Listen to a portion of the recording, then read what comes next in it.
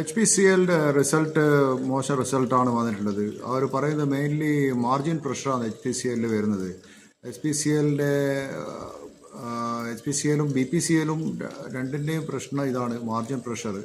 അപ്പോൾ പ്രോഫിറ്റബിലിറ്റി വളരെ കുറവാണ്. -27% ആണ് എച്ച് പി സി എല്ലിൻ്റെ പ്രോഫിറ്റ് കുറഞ്ഞിട്ട് വന്നിട്ടുള്ളത്. അവർ പറയുന്നത് ഒന്ന് മാർജിൻ പ്രഷർ, രണ്ട് ക്രൂഡ് ഓയിലിൻ്റെ റോ മെറ്റീരിയലിൻ്റെ പ്രഷർ. ഇതൊക്കെ പ്രോഫിറ്റിനെ വളരെ കൂടുതൽ ബാധിച്ചു. പക്ഷേ ഇതൊക്കെ നോക്കുമെങ്കിൽ എച്ച് പി സിയിലും ഡിവിഡൻഡ് പേയിങ് കമ്പനിയാണ് ഇത്, ബി പി സിയിലും എച്ച് പി സിയിലൊക്കെ.